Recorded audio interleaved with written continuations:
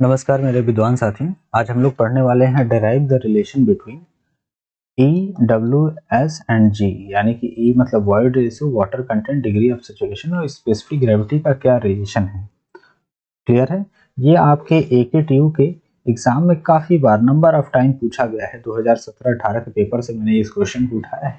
तो यहाँ पे देखेंगे तो 5 नंबर का क्वेश्चन आया हुआ है और ये काफी इंपॉर्टेंट रिलेशन है। कई बार आपके एग्जाम में पूछे जाते हैं। इवन आपके एकेटीयू के एग्जाम में ही नहीं, आगे अगर आप प्रिपरेशन करते हैं एसएससी जेईई के कन्वेंशनल में भी ये क्वेश्चन कई बार पूछे गए हैं। ये काफी इंपॉर्टेंट क्वेश्चन है और आपके एग्जाम में आने की इसकी पूरी संभावना है, तो इसको आप अच्छे से तैयार करके जाइएगा।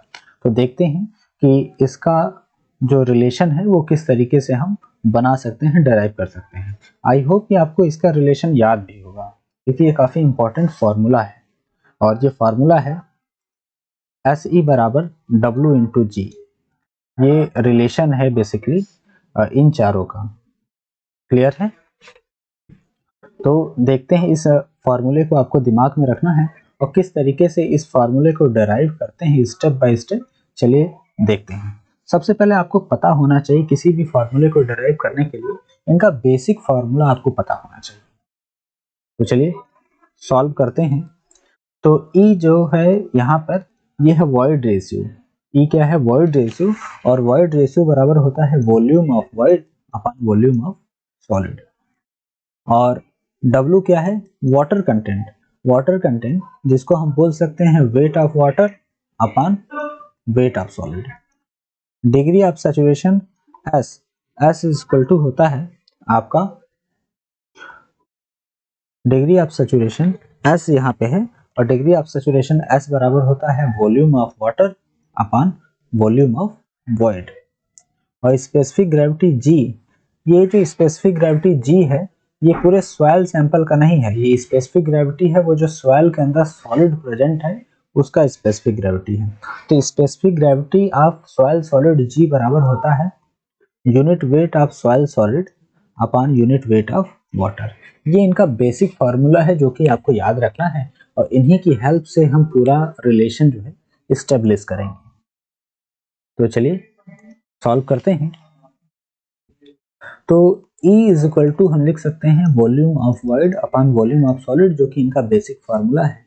अब इसी फार्मूले में हम मल्टीप्लाई कर देते हैं ऊपर और नीचे वॉल्यूम ऑफ वाटर से। तो वॉल्यूम ऑफ वाटर से जब भी मल्टीप्लाई करेंगे तो कुछ इस तरीके का रिलेशन हमें प्राप्त होगा और इसको हम लिख सकते हैं E is equal to volume of void upon volume of water multiply by volume of water upon volume of solid.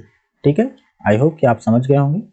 अब यहाँ पे अगर आप देखोगे तो volume of void upon volume of water, जो कि डिग्री ऑफ सैचुरेशन का फॉर्मूला है।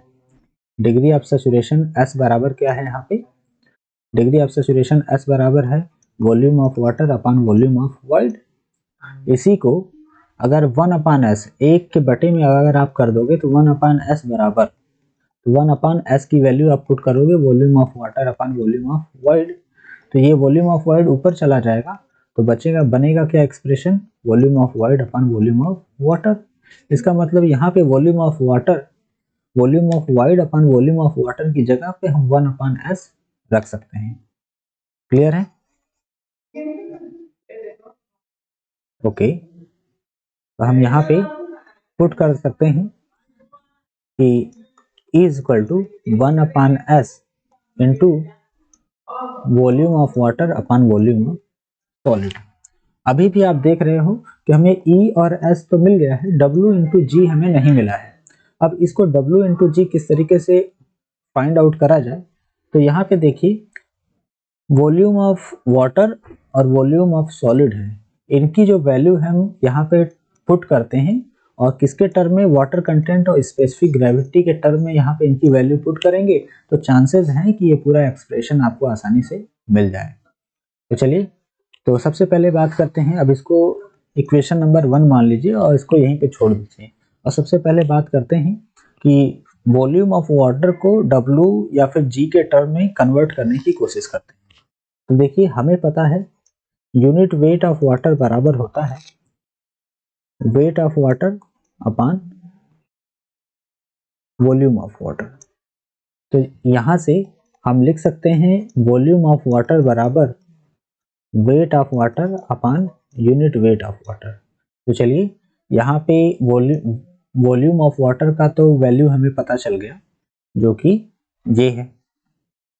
अब बात करते हैं वेट ऑफ सॉलिड को किस तरीके से लिखा जा सकता है। तो वेट ऑफ सॉलिड हमें पता है G is equal to G, जो कि कैपिटल G है unit specific gravity of soil solid, बराबर होता है unit weight of solid upon unit weight of water.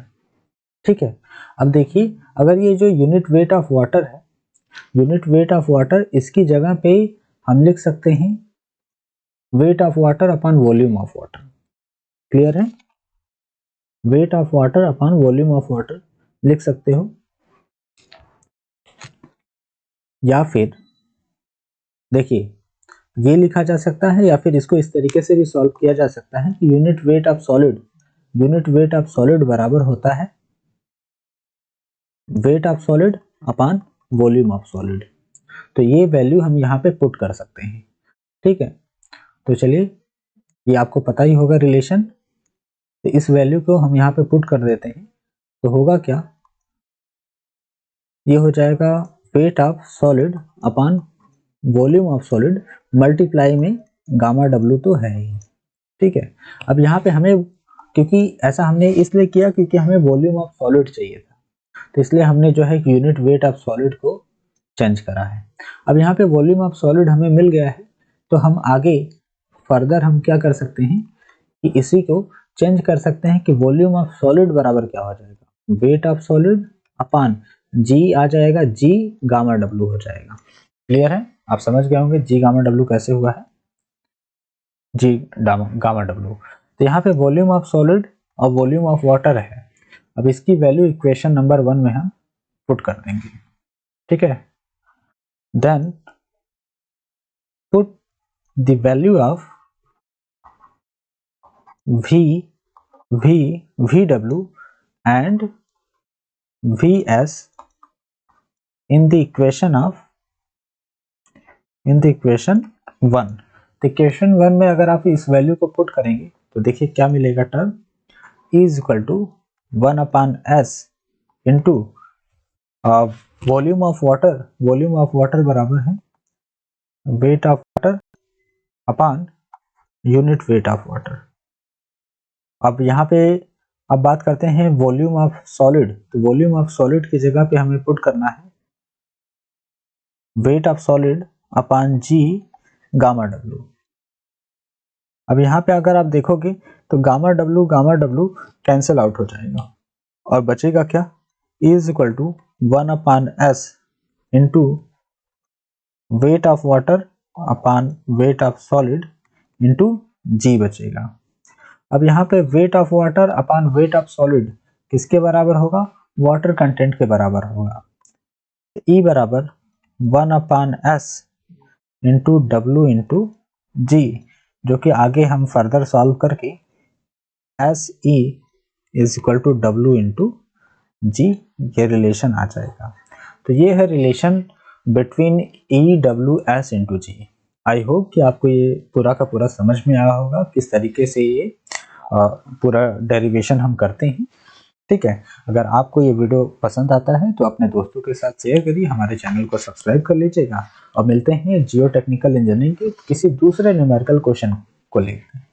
ठीक है, फिर उसको सॉल्व करेंगे। इसी तरीके से आपके पूरे 1 से 5 यूनिट के जितने भी इंपॉर्टेंट न्यूमेरिकल हैं उनको हम इस प्लेलिस्ट में करने वाले हैं, सारा का सारा कंप्लीट करेंगे। तो आप बने रहिए। ओके, धन्यवाद।